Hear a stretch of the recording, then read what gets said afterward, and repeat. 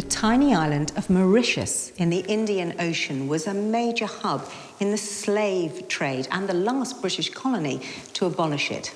Jack Frederick Winston from Bristol, itself a major player in the slave trade, thinks he might be descended from the island and from slaves themselves.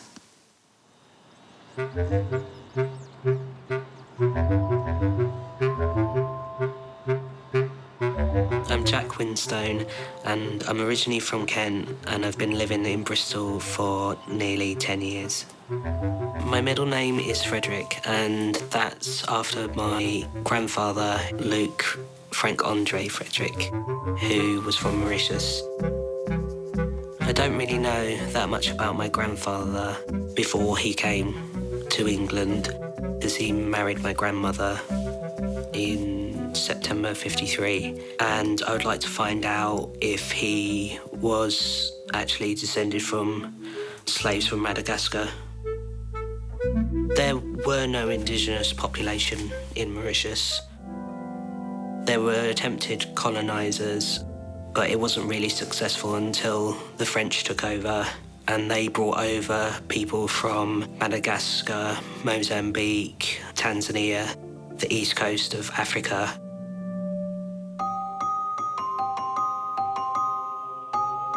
In the past year or so, my mother and I tested our DNA, and we came out with a significant amount of Asian DNA, which I wasn't expecting.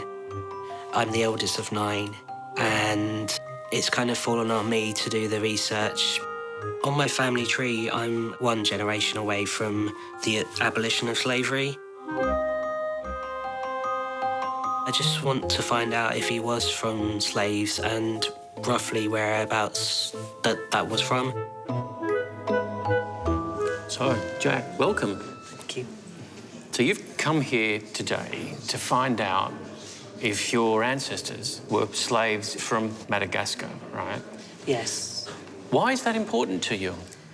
It's because it's connected to my grandfather, who was the only grandparent I had growing up.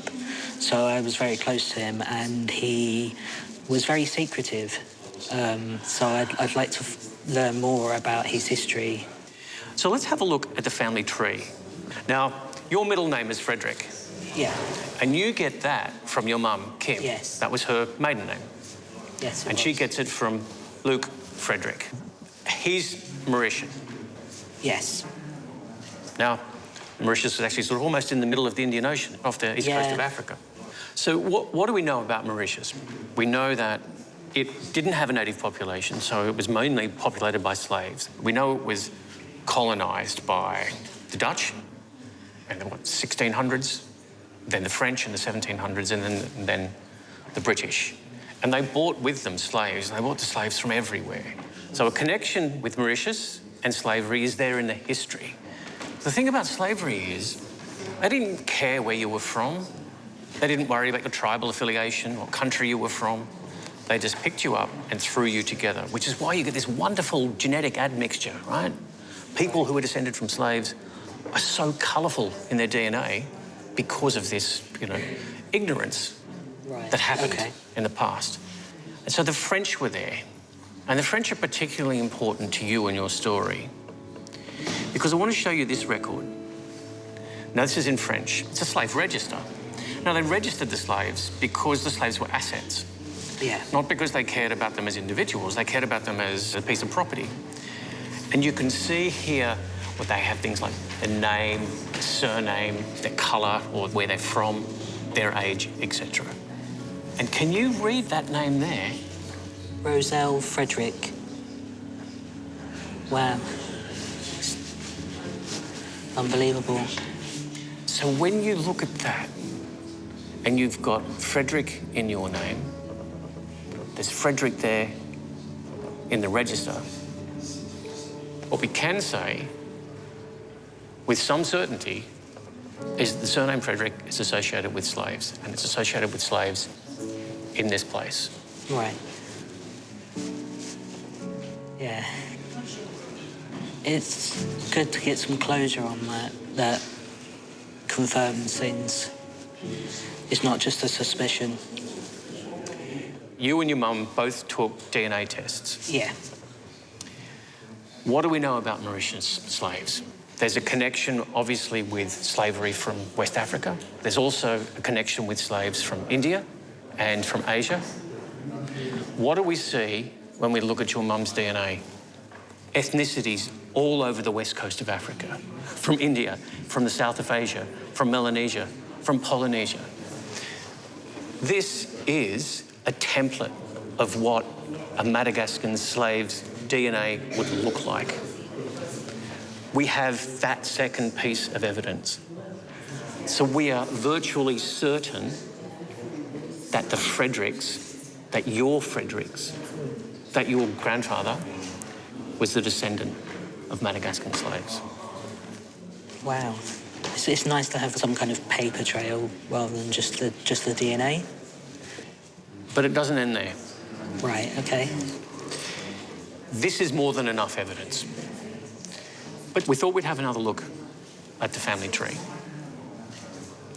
So if we step back one more generation, and we have Charles Frederick, your great-grandfather, and then we have Marie Bertha Abraham. She's your great-grandmother. That Abraham name also appears in the slave registers. Really? And that Abraham name appears in slave registers with Indian slaves. That doesn't surprise me. The only Abrahams I've been able to find in Mauritius are all of Indian descent. I didn't realise there were Indian slaves, though. They came from everywhere. The Indians came out with various different colonisations. Wow. I thought they came in after slavery with the indentured labourers. They did do that, but there were some Indian slaves as well. And here in this tiny little dot in the Indian Ocean is this collection. All the enslaved peoples of the world were there. Wow. And that's in your mother's DNA, that's in your DNA, and it's clearly in your family history. My mum will be really surprised because she doesn't know anything about her history, and it's like we've always had this kind of hole in our lives because we knew nothing about her father's side of the family. Well, now there's a little more to tell. It's nice to find that out. Thank you so much, Jack. Thank you very much, Brad.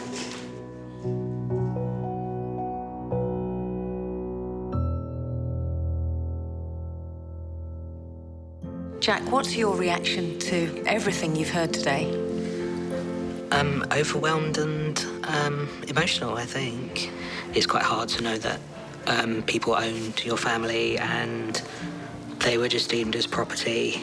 It's horrifying knowing the kind of things that they would have gone through. So what does it feel like? You know a bit more, feeling like you can fill in the gaps? I feel relieved because I actually know the truth about my grandfather's background and potentially why he was quite a closed-off man. He was very secretive. He didn't talk much about his past. And if he had those horrors there, I can kind of understand why he didn't talk about it. Good luck. Thank you. Brad has uncovered details which suggest that Jack's Mauritian ancestors are indeed linked to the slave trade. Coming up, historian Onyeka Nubia honours the unsung First World War heroes of one woman's family. George and Richard aren't the only members of your family who were involved in this conflict. Oh, okay. Okay, I didn't know about that part. Next, to another story with a royal twist. Catherine Dixon suspects she may share ancestors with one Kate Middleton, the Duchess of Cambridge. My name's Catherine Dixon. I'm originally from Newcastle upon Tyne, but I now live in London with my family.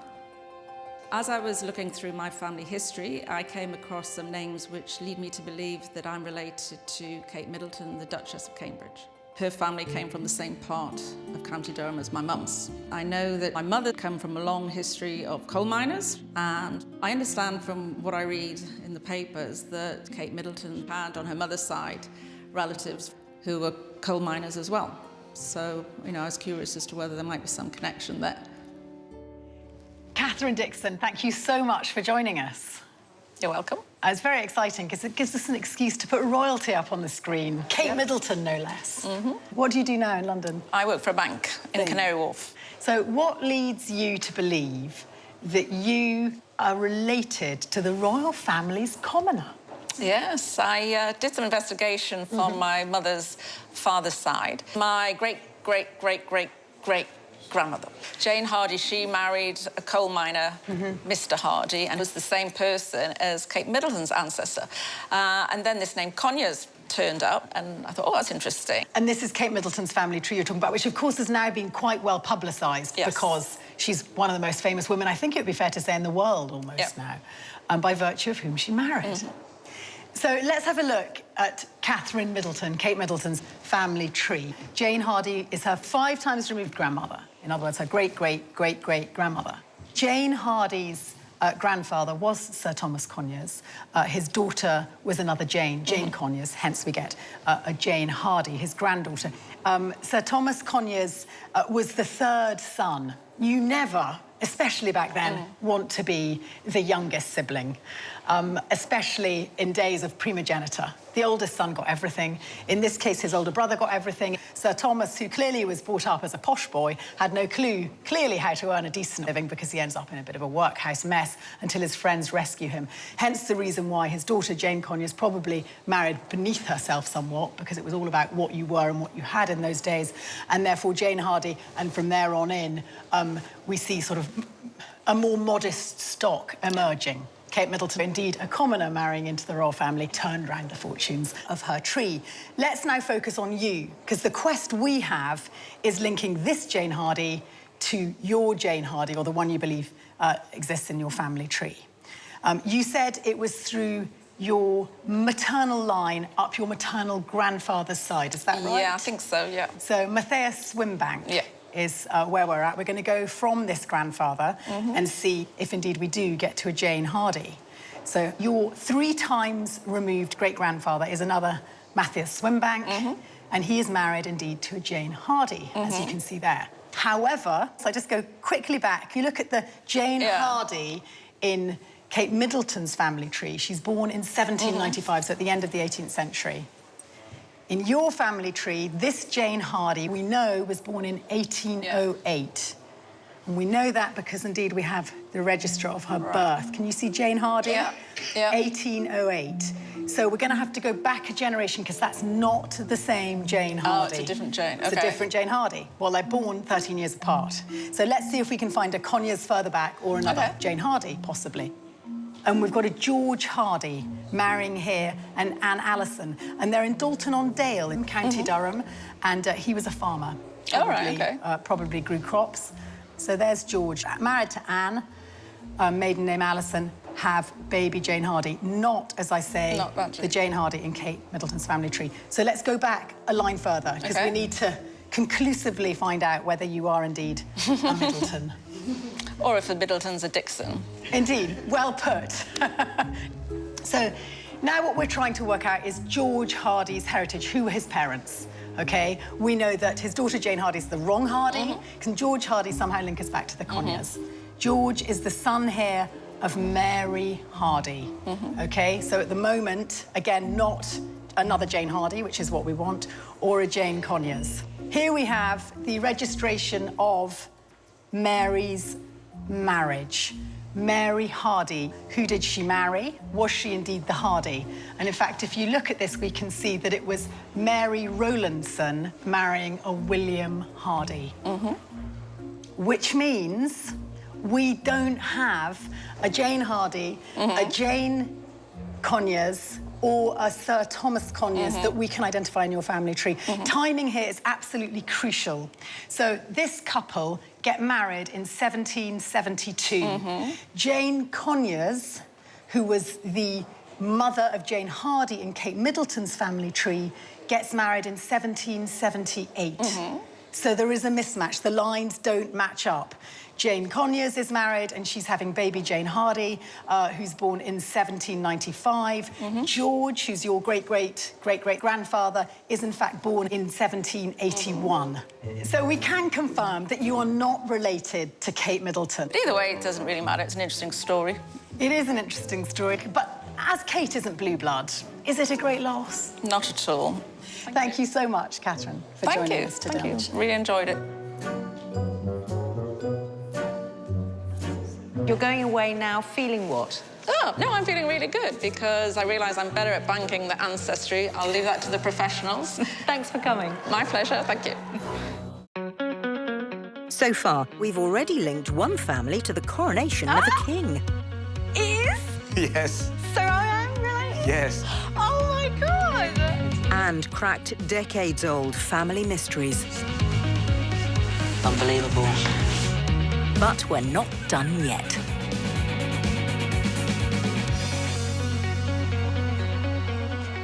The Battle of the Somme was one of the major campaigns of the First World War and also one of the bloodiest. It claimed more than 1 million British and German lives. Laura Seven wants to know what happened to 2 great-great-uncles who were at the Somme but who never came home.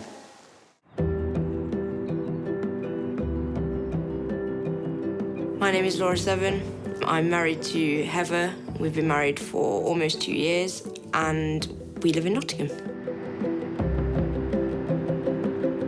I've always been really passionate about history and it's always intrigued me to look back into my family history, especially into the 2 great-great-uncles that died during the First World War. The first one is my great-great-uncle on my grandfather's side. His name is George Eady. All I know about him is that he died during the Somme in 1916, I do believe it was. We know that he was missing in action. He was never found, and it's quite, I don't know, challenging to know that like someone who was related to you is their body was never found. We went to France last year to several different war memorials, and we found George Eady's name on the Tifro Memorial. And then the other gentleman is my great-great-uncle on my grandmother's side. His full name was John Richard Barnes, but he was always referred to in the family as Richard Barnes.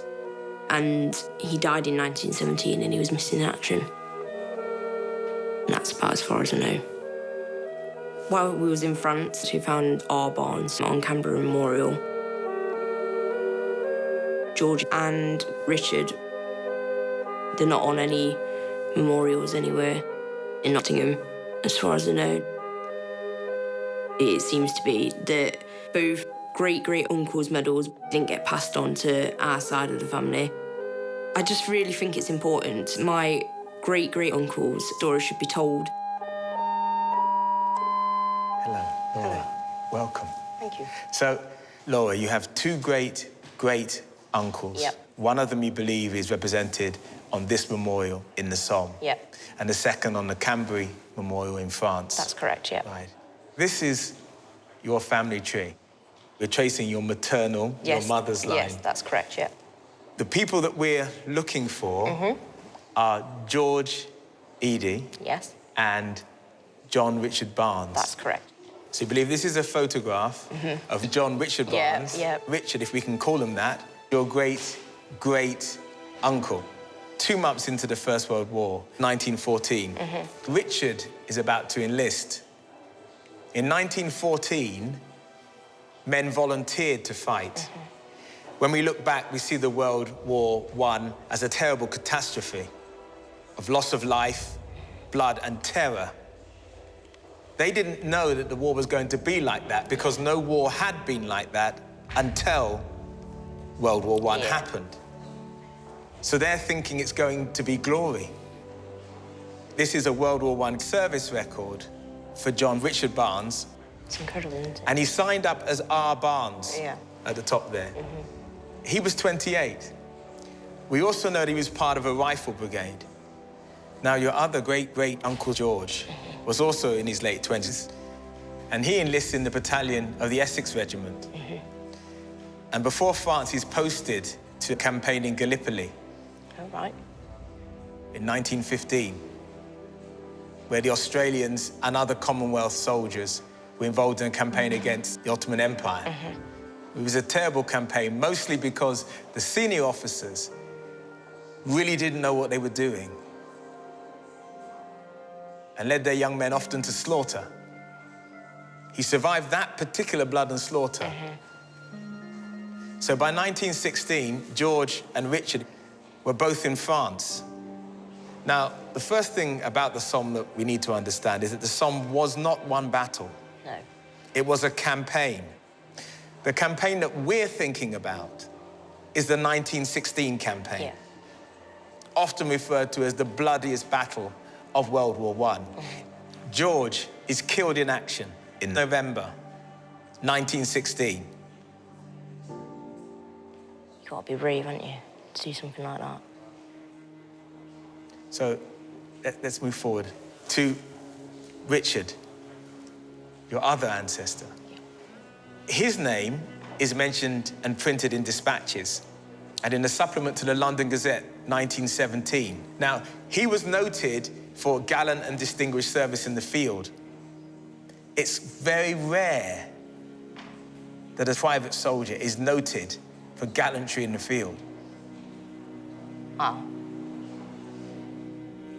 This is a casualty list. Our Barnes.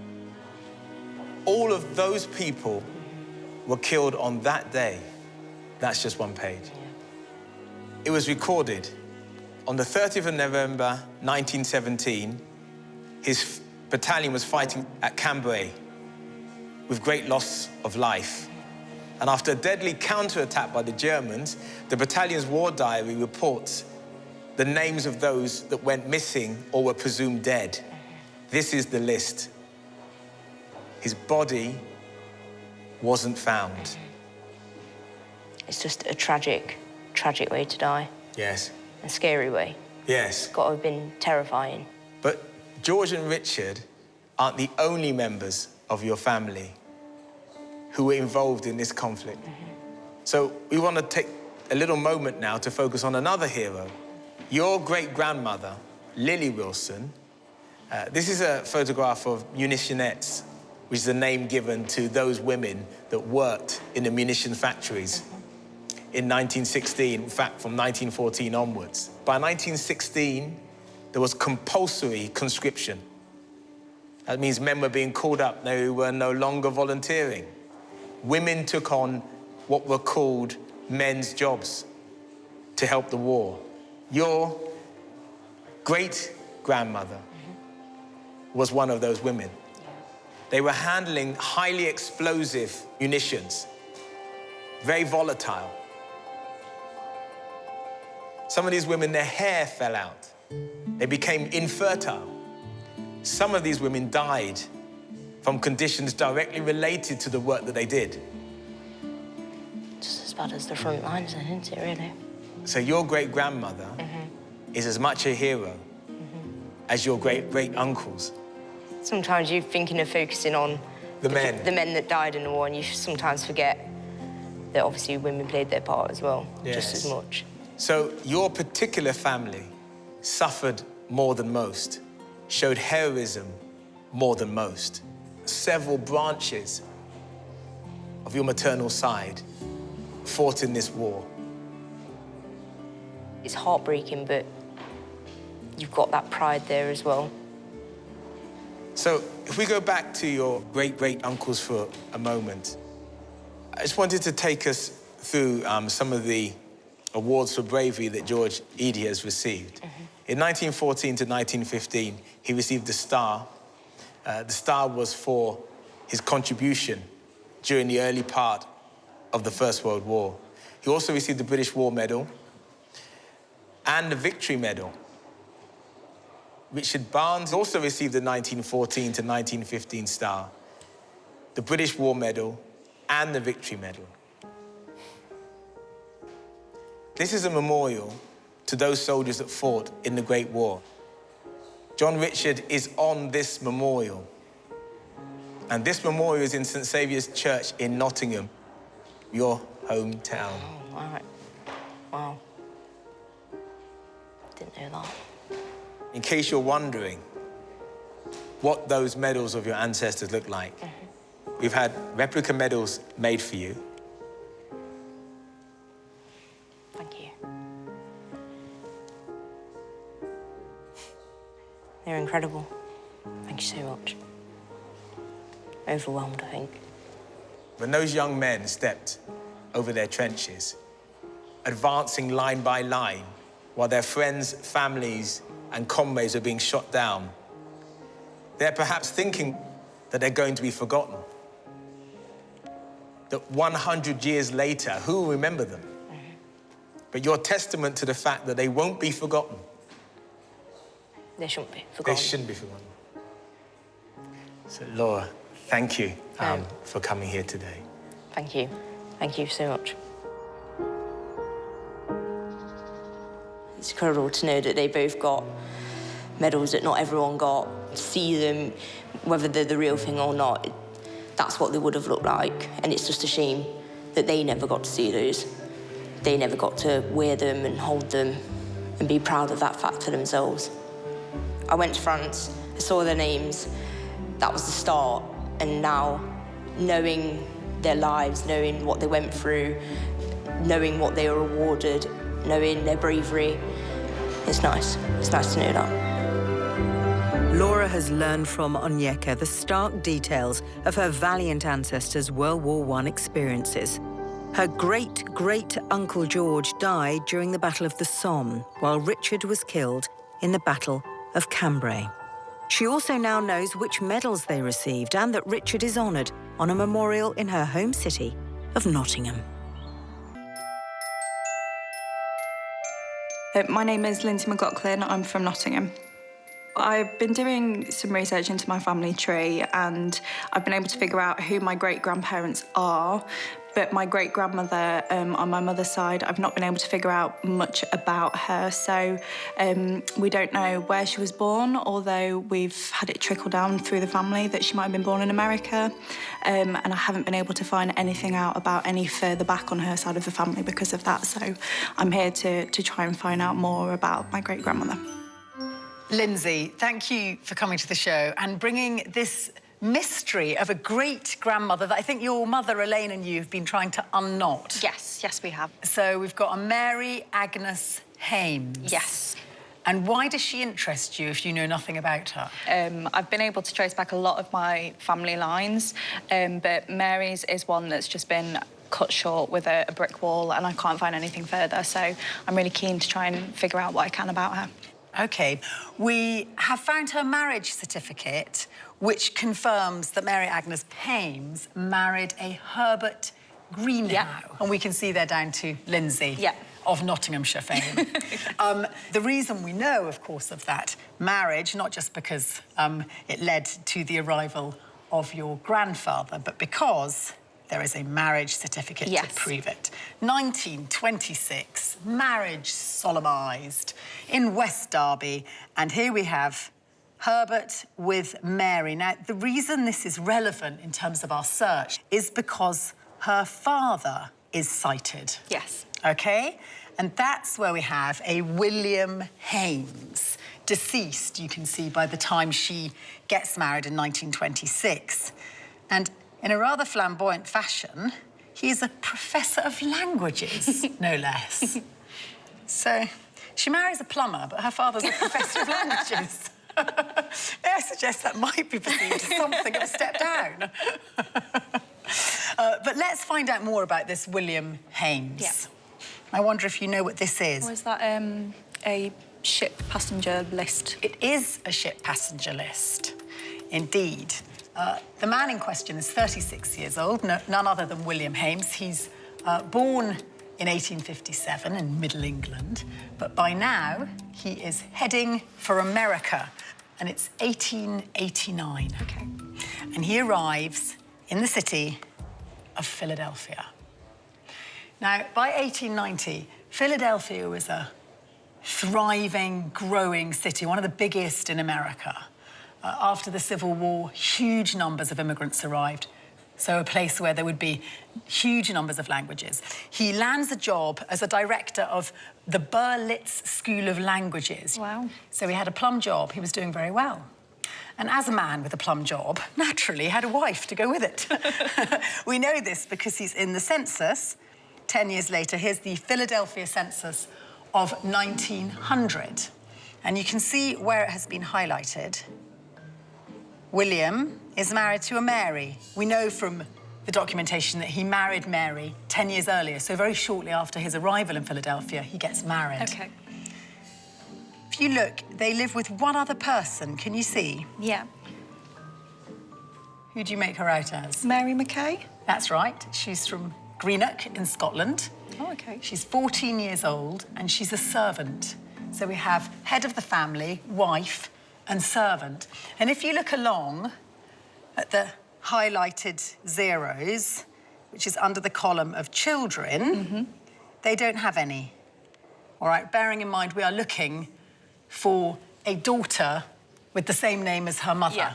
There are a lot of Marys. I've got to flag up at this point. We have servant Mary, wife Mary, and we're hunting for a daughter called Mary. But there isn't one, as you can see on this form, which means we need to keep going to look at a future census. They have by now been married 9 or 10 years. So if they were going to have children, it's likely they would have arrived. Let's look at the census from 1910. And here we have Mary Hames, a boarder, living on her own. And you can also see that she still doesn't have any children. Do you see? Yeah. The 2 zeros in those columns? So we have a childless woman on her own, which suggests one of 2 things. She's been abandoned or she's widowed. If you go back 1 year to 1909, we find William Hames's death certificate. Are you understanding the problem that we've come across here? The roadblock. Well, we've got William identified through your great-grandmother's marriage certificate as her father, and there is only one William G. Hames, and we've tracked him to Philadelphia, but he doesn't have a child with his wife. So where is this mythical Mary who goes back to England and marries a plumber? She's missing. He, in his will, doesn't leave any money to a child. OK. Just to his wife. OK. Mystery. Let's go back to the census of 1900. And on that census, we have 2 Marys, don't we? Yeah. One Mary's his wife, and one Mary is his servant girl, aged 14. Coming up, having confirmed that Lindsay's family do indeed trace back to America, Tessa will next solve the mystery of her great-grandmother's birth. I wasn't expecting that kind of scandal. Next, ancestry genealogist Brad Argent is trying to help a family uncover more about their New Zealand heritage. Eve Wilkinson and her son Alan are here to discover if there's truth in a long-standing family rumour. Was Eve's grandmother, Evelyn, adopted from a Maori tribe? Alan started researching the family tree and got as far back as Grandma, and it was found out she was adopted. And after that, the trail just goes dead. What we'd really love to know is where she really comes from. Do we know who her parents were? Were we, as the family tale goes, Maori, or were we in fact part of the white colonists that came over from England? Alan, Eve, welcome. Thank you for having us. Now, I understand that you're here to try and break through a brick wall you've had for some time about your granny, Evelyn, your great-grandmother. Yeah. You know she was born in New Zealand around 1907 and adopted out, and that she could possibly be of Maori extraction. Is that right? That's right, but literally, that is the brick wall. That is all we really know up until she got married to my great-granddad. So, Alan, This is the family tree. So, Alan, we start with you, and then Eve will go up to you here, and then we go a step back to Lorna, your mum, and then back to Evelyn Sisson. And so she's the one that we're trying to find out more about. She is the enigma of the family. These days, it's so much easier to look at your DNA and get a sense of, OK, Yeah. where did my ancestors come from? So your DNA, Eve, is probably the best one to look at because it's going to give us the closest we can get to Evelyn. So let's just zoom in and have a bit of a look at where this is pointing to. We've got a big chunk in the UK, there's a bit of Scandinavian, there's a little bit of Irish or Celtic DNA, but no Polynesian, which we would expect to see if there was some Maori in there, particularly more recent. I would have expected it here. It's not there, but there's other things that DNA can tell us. Now, it might sound a bit incongruous to what we've been talking about, but believe me, it will fall into place. These are Hessian soldiers, right? They're actually German soldiers. And these soldiers, they're probably like mercenaries, and they were used by the English all the time. There's one of these soldiers, a gentleman by the name of George Otto. He had quite a large family. And one of those daughters he had, Eliza, she made her way to New Zealand. And so when we looked at your DNA, there's a lot of connections that you've got that have this Eliza Otto in their tree. And so from the detailed analysis of your DNA results, we're pretty convinced that there's a strong connection between Evelyn and the Hessian soldiers. And we think it's through that line. This is the family tree, and what we can see here is Evelyn Sisson, your granny, and then Eliza Otto and George Otto. So we're kind of getting a little bit closer now to cracking the nut.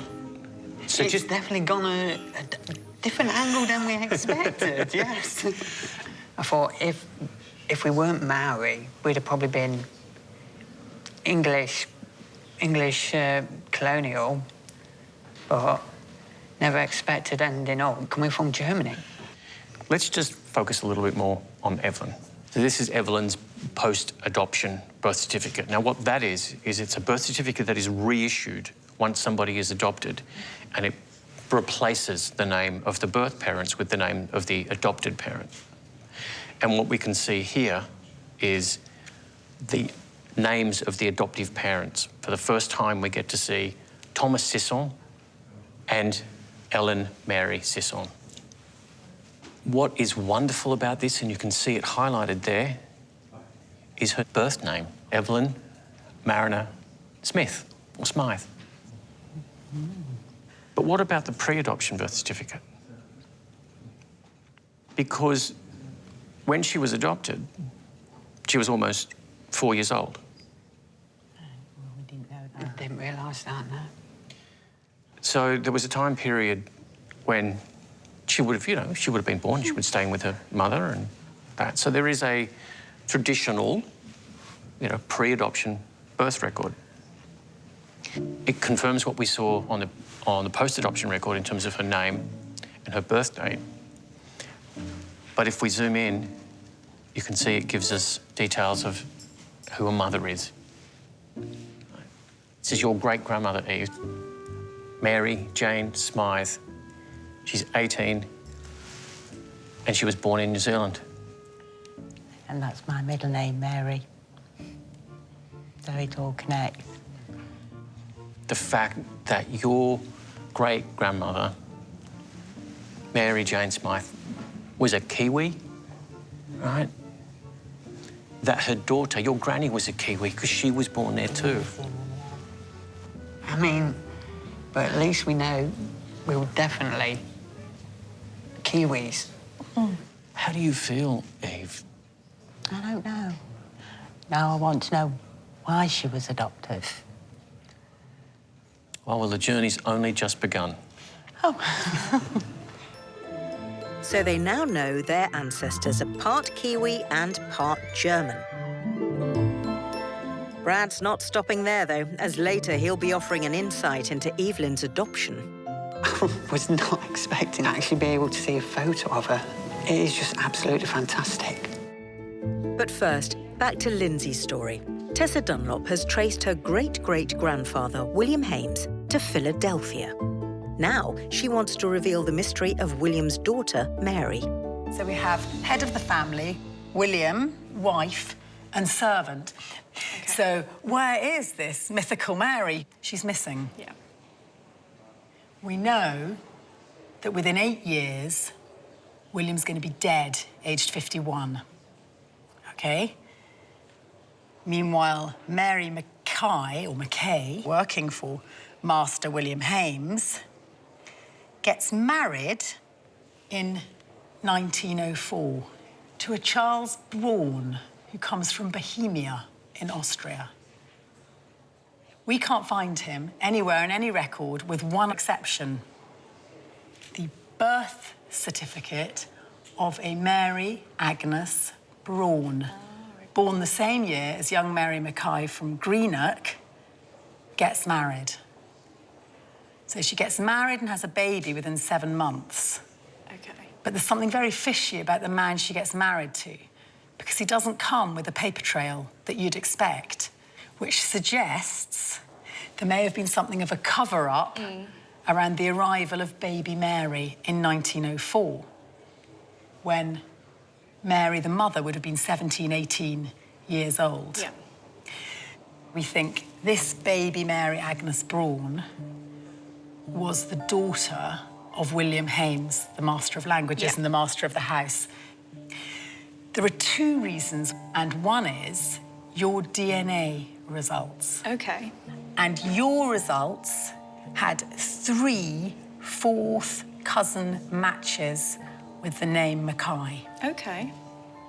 Which suggests that it's quite likely Mary Mackay was the mother of Mary Agnes Braun Hames, who was also the daughter of William Hames. Yeah.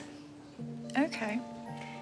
There's another, I think probably more conclusive document, and that is the 1921 will of Mary Agnes Hames Sr., in other words, William's wife, who presumably wasn't fertile.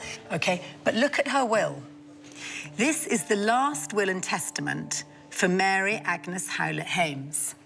If you go down to the highlighted bit, she refers to my adopted daughter, Mary Agnes Braun, your great-grandmother. Wow. Oh, yeah, I wasn't expecting that. I wasn't expecting that kind of scandal. It's a bit of a scandal. It is a bit of a scandal.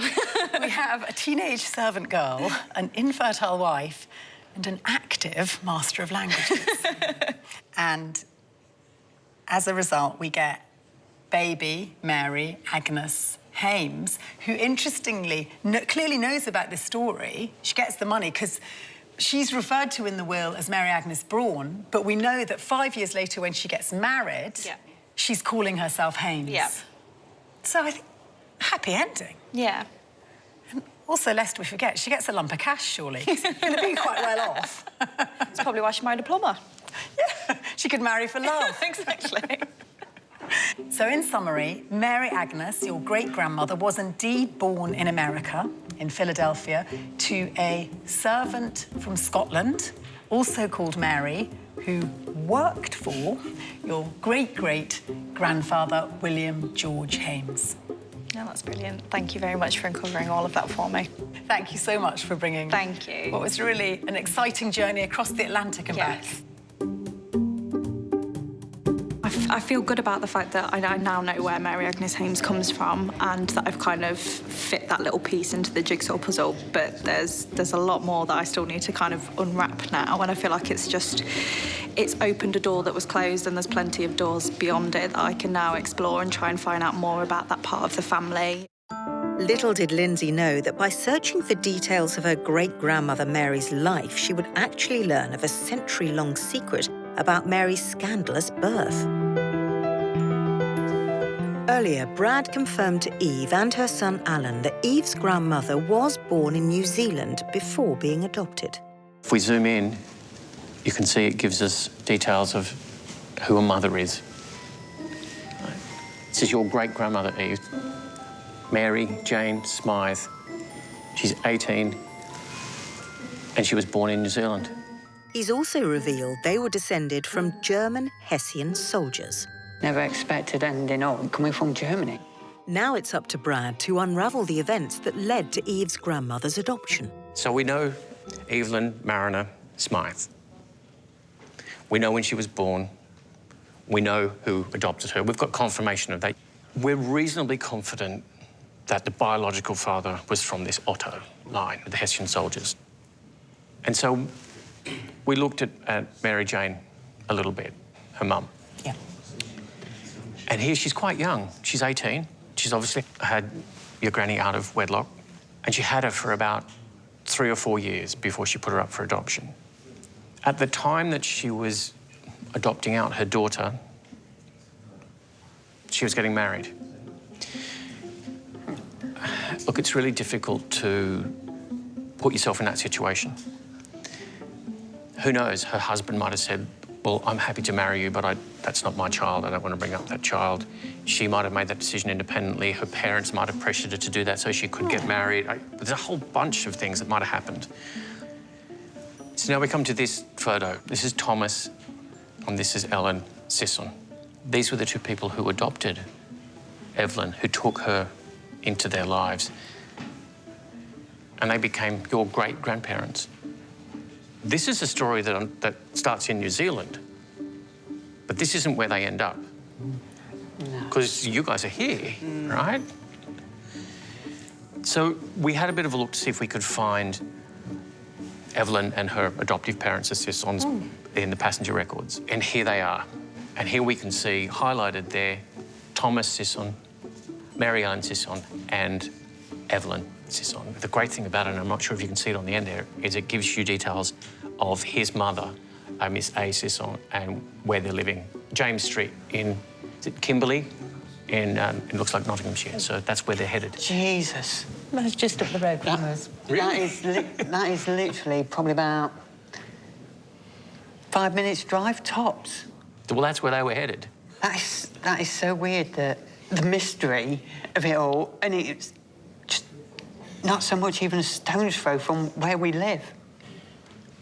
And there's one final thing that I want to leave you with. Oh, my God. Oh, my God. This is Evelyn Mariner Smythe. Does she look like anyone in the family? Scaringly, a spitting image of my little girl. It's just so Isabella. The look on her face, the mannerisms. The almost identical resemblance to my own little girl, you know. It's just mind-boggling. So, Alan, Eve, thank you so much for sharing this with us. I was hoping for some answers, but I was not expecting this much, or to actually be able to see a photo of her or anything. It is just absolutely fantastic. And so thank you so much. It's a pleasure.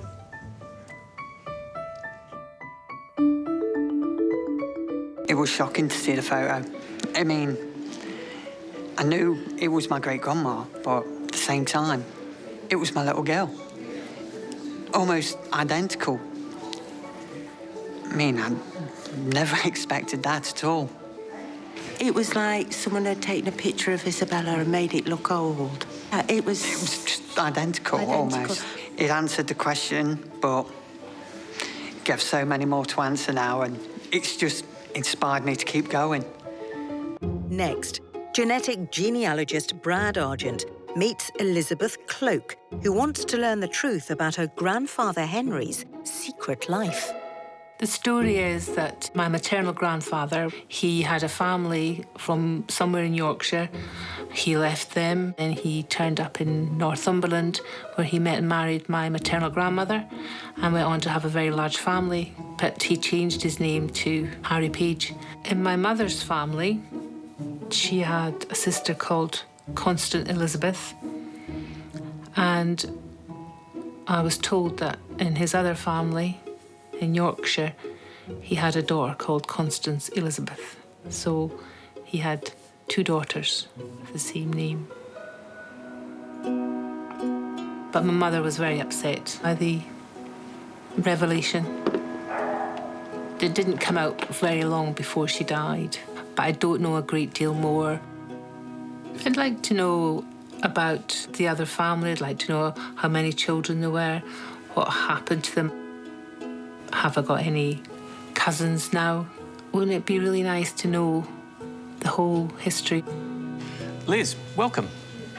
Thank you. So you always knew your grandfather, this man here, as Harry Page, right? Yes. Your grandfather. Yes, grandfather. So what was the rumour about his other name? He was Pickering. They thought he may come from Leeds. They thought he may come from Pickering itself. And maybe that's where it came from. So it's all guesswork, really. So he's a bit of a man of mystery. Now, there's a connection with a Clara, isn't there? Yes.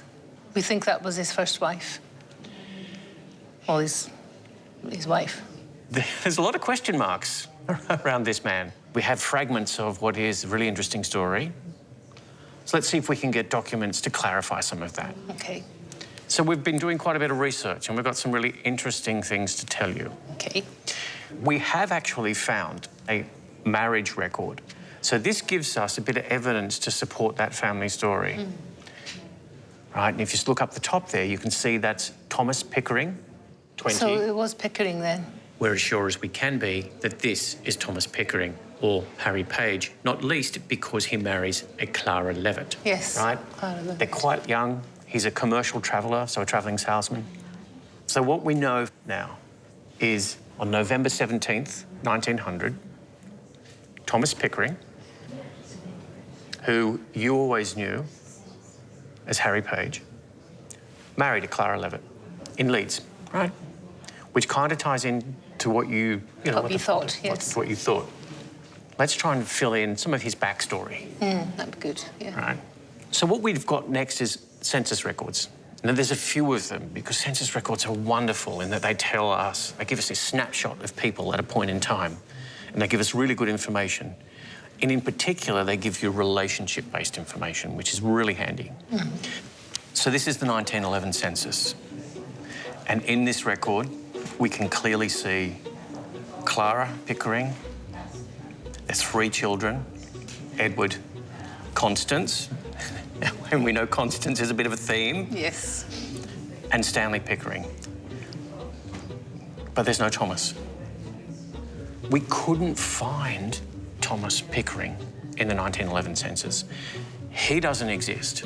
Right. We couldn't find Harry Page, Thomas's alter ego, either. No. So maybe this is the point. Maybe this is around the time where he did step out of Thomas Pickering and became Harry Page. We don't know. What we do know is that shortly after that, he was in a relationship with your grandmother and they were having children. So I want to show you a photo now that was sent in to us by someone quite important in your story. This is a wedding photo of Edward Pickering, the son of Clara Levitt and Thomas Pickering, or Harry Page. And next to him is his mum, Clara Levitt Pickering.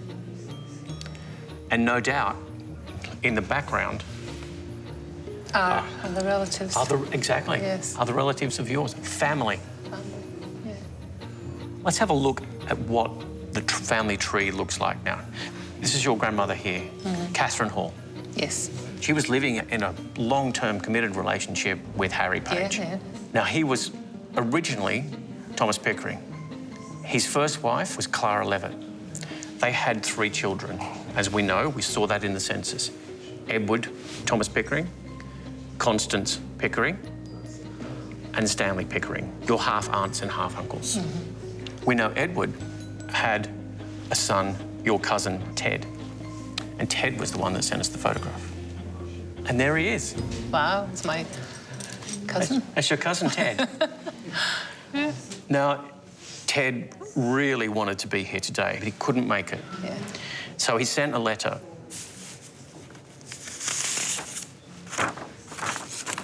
Hi, long-lost cousin. You sound to be the answer to a question that has been bugging me for years. Namely, where Thomas Pickering disappeared to around 1914. Looking forward very much to meeting you, to swap tales and pictures of the Pickering family. Hope the program goes well and that you get out of it what you're after without finding too many skeletons in the closet. Here's to the future. Kindest regards, Ted Pickering. Oh, that's lovely. Yeah. So he had a suspicion, right? There was a family rumour that Thomas Pickering had gone up north.